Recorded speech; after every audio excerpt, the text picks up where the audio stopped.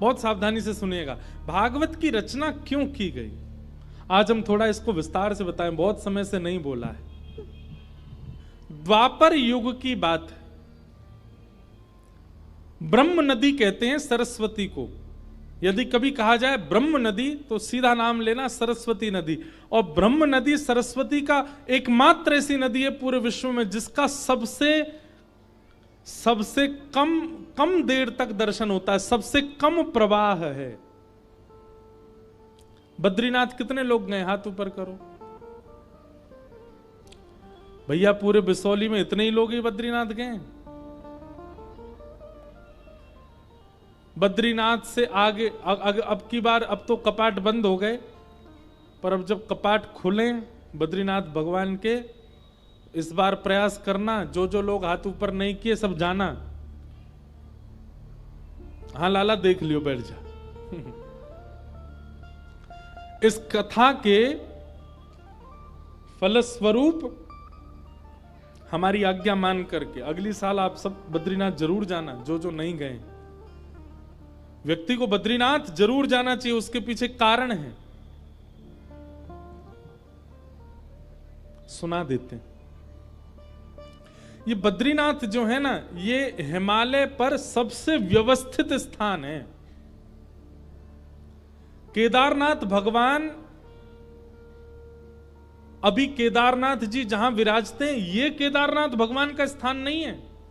केदारनाथ भगवान महादेव का विराजमान होने वाला स्थान तो बद्रीनाथ ही है। वो बद्रीनाथ में ही रहते थे। सब लोग इधर देखो, सावधानी से सुनो, हम सुनाते हैं।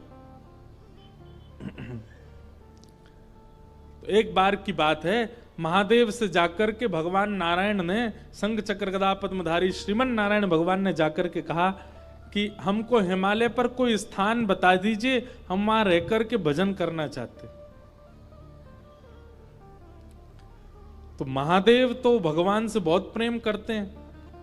महादेव बोले कोई तप वप नहीं करना आपको, तप करने के लिए हम बैठे हैं, तप करने के लिए इतने सारे ऋषि जन सब हैं, आप तो प्रेम से विराजो वैकुंठ में, आप तप करेंगे हमको स्वीकार नहीं। प्रेमी अगर कठिनाइयां पालन करे तो दूसरे प्रेमी से देखा नहीं जाता। महादेव ने मना किया, आप तप नहीं करेंगे, आप तो ऐसे ही बैठे रहो।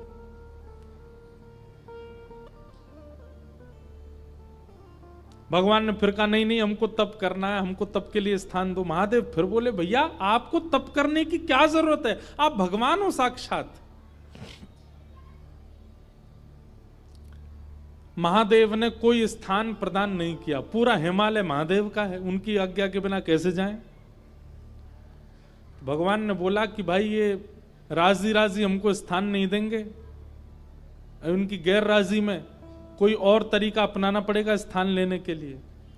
तो जहां अभी बद्रीनाथ भगवान बैठे हैं, यहां पर महादेव और पार्वती जी विराजते थे। और बद्रीनाथ जो है ना, ये देवताओं का पर्यटन स्थल है, यहां देवता घूमने आते हैं। वो बात बाद में ऐसी व्यवस्थित हो गई, 6 महीना मानव वहां घूमने जाते हैं, फिर 6 महीने के लिए अभी जब बंद हो जाते हैं तो देवता वहां निवास करते हैं। तो देवता वहां घूमने के लिए आते हैं, पर्यटन के लिए आते हैं। तो वहीं आपने देखा होगा कि बद्रीनाथ भगवान मंदिर के ठीक नीचे तप्त कुंड है, जहां माइनस टेम्परेचर में भी इतना गर्म जल अपने आप पहाड़ों से आता है कि उसमें लोग स्नान करते हैं तप्त कुंड में।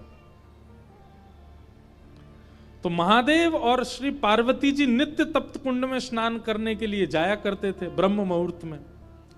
एक दिन महादेव और पार्वती जी दोनों गए तप्त कुंड में स्नान करने, तभी देखा कि नन्हा सा बालक तप्त कुंड के बगल में सोया है और रो रहा है। पार्वती जी देख करके घबरा गई। जैसे ही बालक को उठाने गई, महादेव बोले रुक जाओ, ये कोई मायावी बालक लगता है, इतने विशाल पर्वतों के बीच में तप्त कुंड के पास ये नन्हा सा बालक यहां कैसे आ गया? ये कहीं किसी राक्षस की चाल तो नहीं, कोई मायावी क्रिया तो नहीं हो रही है, इसको गोद में मत लेना। परंतु पार्वती जो इतनी करुणा है, इतनी दया है उनके चित्त में, वो बोली आप तो ऐसे ही सोचते रहते हो, अरे नन्हा सा बालक, इतना ठंड पड़ रही है, रो रहा है और आप कह रहे हैं गोद में नहीं उठाऊं। तुरंत पार्वती जी ने गोद में उठा लिया।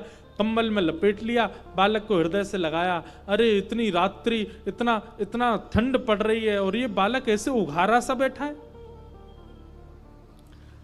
महादेव बोले हमको समझ नहीं आ रहा है, लग रहा है कोई तो गड़बड़ी है। पार्वती जी बोली अब आप सोचते रहो, हम तो, हमारे हृदय का वात्सल्य भाव है, हम तो इस बालक को ऐसे नहीं छोड़ सकते। और पार्वती जी गई और उस बालक को ले जा करके उस स्थान पर बिठा दिए जहां महादेव और पार्वती बैठते हैं। महादेव बोले जल्दी करो, स्नान का समय हो गया है, ब्रह्म मुहूर्त का काल है, हमको और भी नित्य कर्म करने, जल्दी चलो स्नान करके अपना निवृत्त हो। पार्वती जी बोली ये बालक अकेले छोड़ के जाएंगे, रोएगा, इसको खेलने के लिए कुछ खिलौना देने पर, यहां बद्रीनाथ में कहां खिलौने आए। तभी वहां बेर का वृक्ष है, बेर को ही संस्कृत में बदरी कहते हैं, बदरी फल। वो बेर के वृक्ष से कुछ बदरी फल तोड़ करके उस बालक के पास रख दिए और उनको गेंद समझ करके वो बालक खेलने लगा। पार्वती जी बोली अब ये बालक जब तक इन गेंद से खेल रहा, हम स्नान करे आते हैं। जैसे ही महादेव पार्वती जी के साथ गए, तप्त कुंड में स्नान आदि किया, अपना नित्य कर्म नियम करके जैसे ही लौट करके आए तो उस स्थान का द्वार, मुख्य द्वार बंद था। खूब प्रयास करने पर भी वो द्वार जब नहीं खुला, महादेव ने क्रोध में भर करके जैसे ही उस द्वार को देखा, द्वार खुल गया। वो बालक तो वहां नहीं था, वही बालक शंख चक्र गदा पद्मधारी श्रीमन नारायण के रूप में तपस्वी की अवस्था में सामने बैठ गए। महादेव ने जाकर के कहा हमने पहले ही कहा था ये कोई मायावी बालक है, ये कोई सामान्य बालक नहीं है। लेकिन महादेव के नेत्रों में आंसू आ गए और प्रणाम करते हुए कहा श्रीमन नारायण आपको क्या आवश्यकता है तप करने की, आप क्यों तप कर रहे हो, इतना हट क्यों कर रहे हैं आप तप के लिए, ऐसा किस चीज की प्राप्ति के लिए, किस भाव की प्राप्ति के लिए आपको तप करना है। तब भगवान नारायण जो बात कहते हैं वो ध्यान से सुनिएगा। भगवान कहते हैं महादेव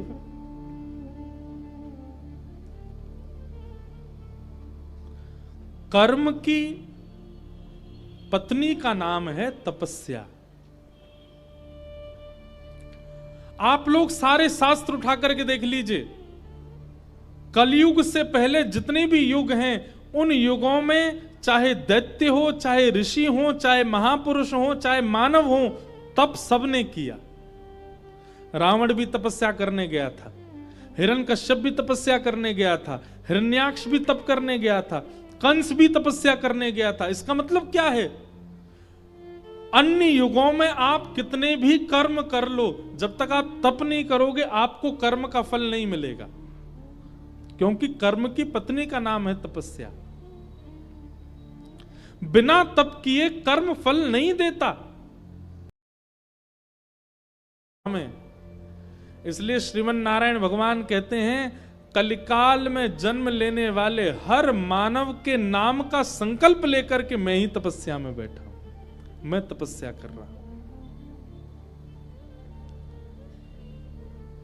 मेरा, आपका, हम सब का नाम लेकर के श्री बद्रीनाथ भगवान ही तपस्या में बैठे। हम कर्म करते हैं हमको फल मिल जाता है, तपस्या तो हमने की नहीं। कौन, क्यों? क्योंकि तपस्या साक्षात नारायण भगवान कर रहे हैं। इसलिए कम से कम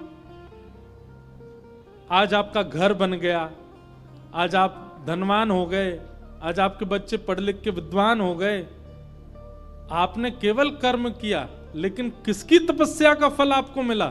भगवान श्रीमन नारायण बद्रीनाथ भगवान।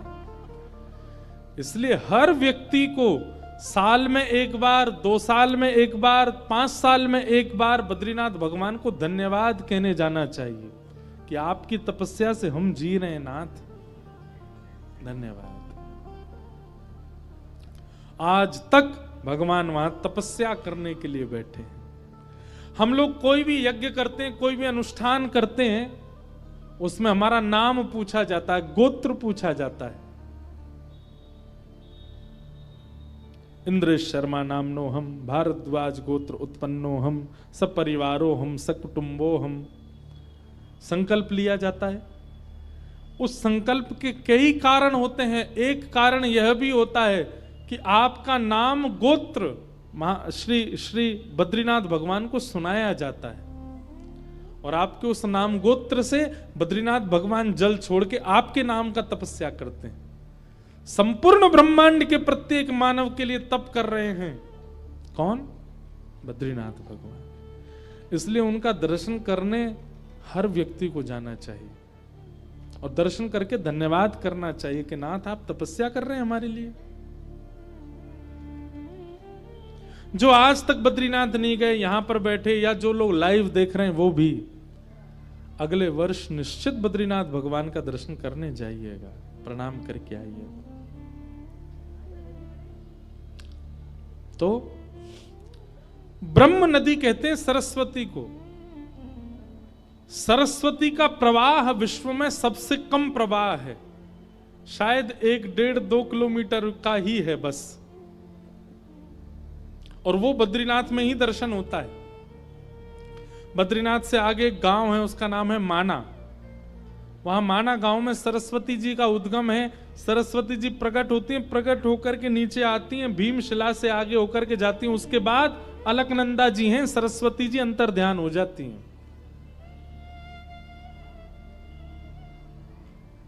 बस इतनी देर का ही दर्शन होता है। उन्हीं सरस्वती जी के तट पर वेदव्यास जी अपनी कुटिया में रहते हैं, अपने परम आश्रम में रहते हैं, और वहीं वेदव्यास जी महाराज ने वेदों का निर्माण किया, 18 उपपुराण लिखे, 17 महापुराण लिखे,